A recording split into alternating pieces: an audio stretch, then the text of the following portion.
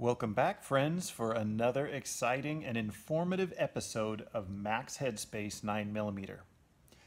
Now, if you remember, some time ago, I picked up this gun, a PMR30. And if you watch the first video I did about it, I had some trouble with it. I got the gun used from a friend, and they had trouble with it. And that's why they sold it to me cheap. Well, I did everything I could to try to get this to run. I couldn't.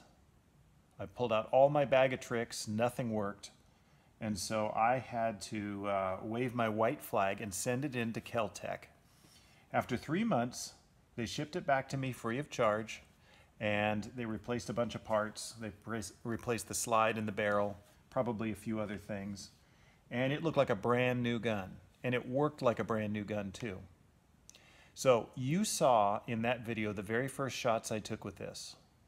You also saw in the second video I did, PMR30 100% reliable, the very first shots I took once I got it back from Kel-Tec. And it worked flawlessly. Now, I only ran one mag in it in that video. And that kind of seems presumptuous for me to say 100% reliable. But that day, I actually ran 5 more mags after the one you saw in that video. I just didn't want to bore you with mag after mag after mag. And then I did another video, the PMR30 for self-defense. After shooting 1,000 rounds flawlessly out of the recommended ammo through this gun, I began to think this could be a very good personal protection firearm for concealed carry. There it is. And so that is what I set out to prove to myself and also to you, if that was a viable thing to do. So after that video, I did a few things. One, I bought a bunch of different kinds of ammo. Some of the ammo that I got was not what was recommended for this gun in the manual. I wanted to see, because I had some people say that they ran all kinds of different grain weights and types through it, and it ran great for them, regardless of what they put in it. So I wanted to see. And I will tell you that mine has run perfectly on every recommended ammo that Kel-Tec has in their manual. I also found a few others that ran perfectly for me, but I found a lot that did not. And that's okay. I learned. One of the things that I found works really well for me is this chrono'd critical defense. It's a 45 grain hollow point. And these work really well. And this is the round that I shot into the clay that I did in another video. And you should watch that, because this did a devastating, fist-size hole in clay. I compared it with 9mm hollow points and 45 hollow points. And this did pretty well. It didn't make as big of a cavity, but it was very impressive nonetheless. And the penetration was extremely good, comparable to 9mm and 45. So before you ever consider carrying this gun or using it for self-defensive purposes, make certain that it is reliable. A lot of people complain that this gun is not reliable, that it's a piece of junk, and they hate it. It's got a bad reputation for that. But the problem is Kel-Tec let a lot of these come out of the factory without being fully functional, and they have a bad reputation as a result of that mistake. Their quality control isn't always that great, unfortunately. And I think they've got some great designs, and I just wish they would get the quality control up so that everybody got the same results when they buy a Kel-Tec weapon.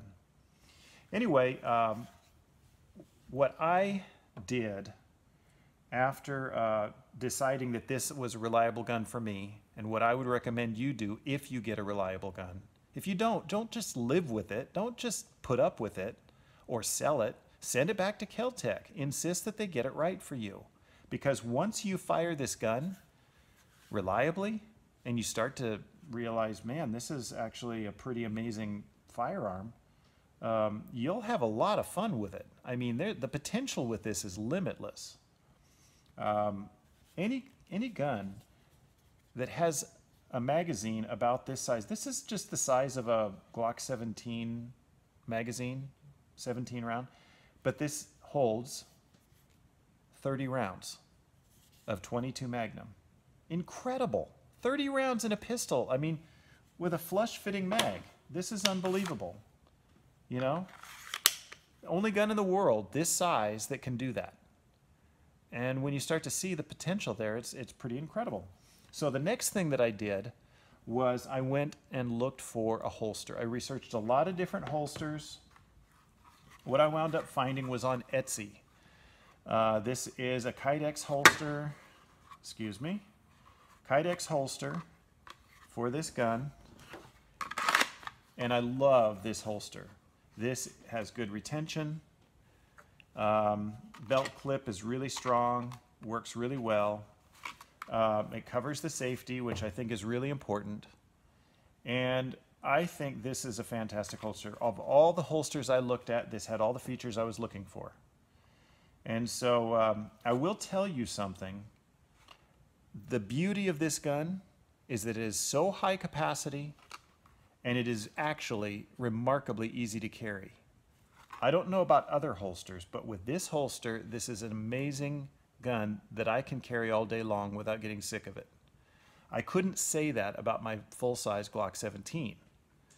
So even though this gun is as big as a Glock 17, it carries much more easily than a Glock 17 inside the waistband. You know, it hides well. And this, actually, it rides pretty high. I'll show you in a minute how this actually fits on me. But you can get by with carrying this without a really stiff tactical belt. You know, just a regular old 1.5 inch wide leather belt that you probably already have.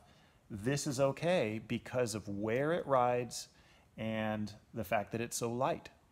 It weighs about half as much as a Glock 17, and it has about double the capacity. Let me show you something else. Okay, this is my XDM 9mm. If you're interested in a review of this gun, mention it down in the comments because I would be happy to give you a review of this gun. But the reason I have this here is to show these are both full-size guns, you know, but this gun weighs twice as much as this gun, even without the flashlight. This has a fantastic capacity of 19 rounds in a flush mag without any extensions or anything. 19 is the standard capacity for this gun. 30 rounds is the standard capacity for this gun.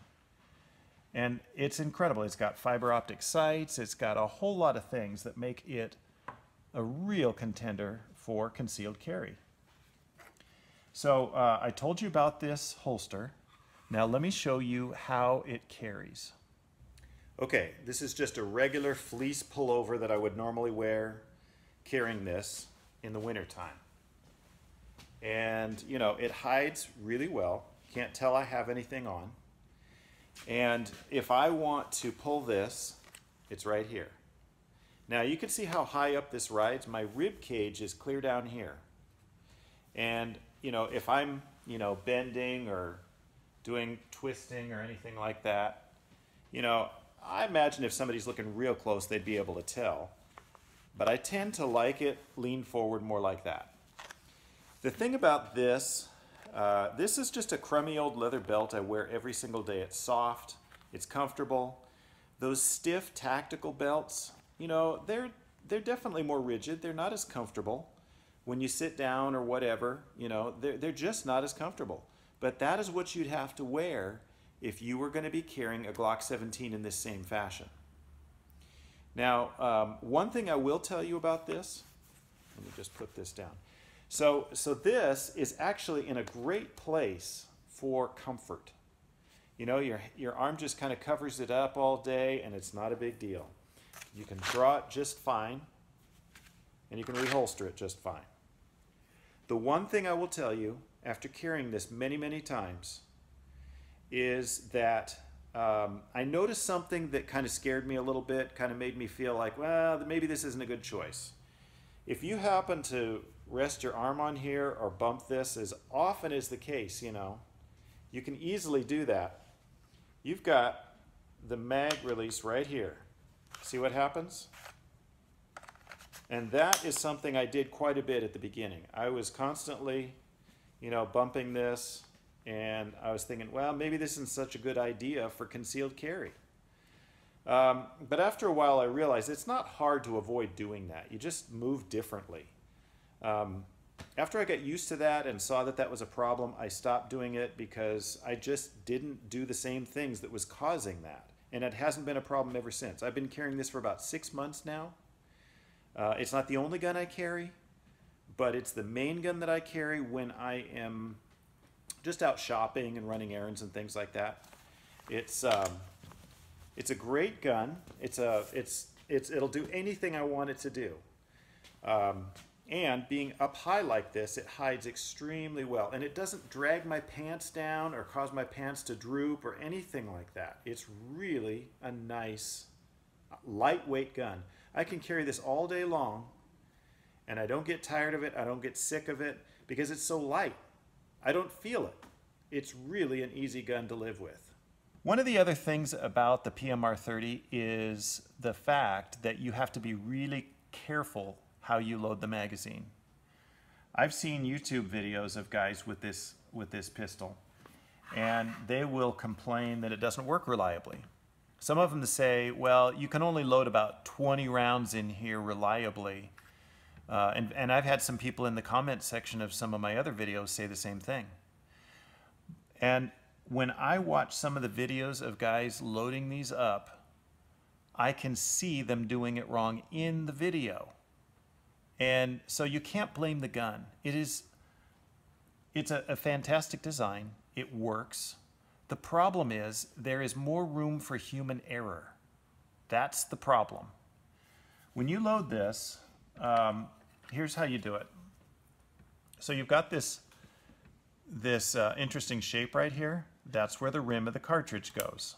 And you push it all the way back. It's a little bit wide to allow you to do that. And you push it all the way back. Now, every single round you load in here, you have to do the same exact way. You've got to make sure that they are parallel and not crossed up. And you've got to make sure with each and every round you put in here that the rim of the most recent round, the top round, is in front of the one below it. If you mess up one time, you will have a malfunction in that spot. And the problem is a lot of people just don't pay that much attention. It's not a hard mag to load if you pay attention. The thing about this gun, a lot of people would be beginners with these. I don't recommend this for a beginner. That's the thing. I think a lot of beginners are drawn to this because it tends to be fairly inexpensive if you can find one. And they just have this appeal of the 22 Magnum. It's a fairly inexpensive round for what it does, and a lot of people like it. It's kind of got that 22 appeal to it. And every once in a while when you're loading this, you tap it back. A lot of people don't do that, but it's important. The rims have to be all the way riding against the back of the magazine for this to work. So that's how you do this. You just have to put each round in and slide it back and just make sure that they are going in straight. Check each one as it goes. And if you are not patient enough to do that, don't get this gun. I'm serious. It's not a hard mag to load. If you can load a 30-round AR-15 magazine, you can load this. There's no difference between them. Same number of rounds, and you just slide them in and push them down. It's not a big deal. I don't know what the problem is that a lot of people have, but they do. It's just more attention to detail when you're loading this. You got to look at each round and make sure that it's okay. And it's, as long as you do that, it'll be fine. Now, I wanted to tell you, this holster cost me 30 bucks on Etsy. They're still selling them, and I highly recommend it. It works perfectly. I couldn't ask any more from a holster than this. Now, I got a mag loader on Amazon, and it's kind of a piece of junk. It's 3D printed, and that's fine. It's got a lot of rough edges and stuff, but it works. The truth of the matter is, if you really have a hard time with this and you need one of these, that's okay. It does kind of work. I mean, you basically put it on here, and you put the round in, push it down, and slide it back. And it probably takes away some of the human error. But the issue with that is, you know, I actually load it quicker without this, just by hand. And I have not had one single problem. Yeah, it takes a little longer to load because you're talking about twice as many rounds as like a Glock 17. So, sorry, if you want high capacity, that's what you got to do. Maybe someday they'll come up with something better than this that's even faster. But I don't mind. I really don't mind at all. Now, here's one thing I will tell you. When you carry this, let's say you have a full magazine and you carry this for quite a while. And what you'll do is you'll notice after, I don't know, a week or so, you drop the mag and you look at the rounds, and they won't be all the way up. They might just stay down a little bit. I noticed this after I carried it for the first week. So what I would recommend you do, and this is pretty important because what will happen is you'll get your first shot off, but it won't load the second round because the slide won't pick it up. So what I would recommend you do when you're done carrying at the end of the day, drop the mag out of it and give it a wrap and make sure that this round, the top round, comes all the way up to the top of the magazine. Let the magazine rest overnight like that with the rounds at the top, because when you have it in here, it's pushed down a little bit. And if you leave it that way for too long, it can just stay there. But if you do take it out at the end of each day, it'll come back up and it'll be fine. That's the solution that I've found. Some people say, well, you can't put all 30 rounds in here. Some will put in 28 or 20. But I've had no problem with this returning to the top when I remove the magazine from the gun at the end of my carrying day and let it rest. It comes up to the top, stays at the top. It's just one of those things. It's a very lightweight magazine, and that's a lot of rounds in there. There's a lot of resistance to all those rounds, so they get kind of used to being compressed down. So that's what you got to do. If you don't do that, you will not get reliability carrying this. That's one thing that's different about this than a Glock or something. Remember what I said before about human error? Well, that's the thing about this gun. There's more that can go wrong and more rules to follow. If you don't like following those rules, then don't get it. Seriously. But if you can do those things as a habit, as part of your normal routine with this, this is a high capacity, amazing firearm, unlike any other in the world. And I have been thrilled to find this and carry it. With 30 rounds in here and then, you know, maybe a couple more of these in your pockets, you're ready for anything. I mean, 3 magazines, 1 in the gun and 2 in your pockets, you've got 90 rounds of .22 Magnum. I mean, that is a lot of firepower, I will tell you. You could put a light or a laser on here or both. It's really easy to rack. You know, if you have trouble racking slides of bigger guns, you know, with stiffer springs,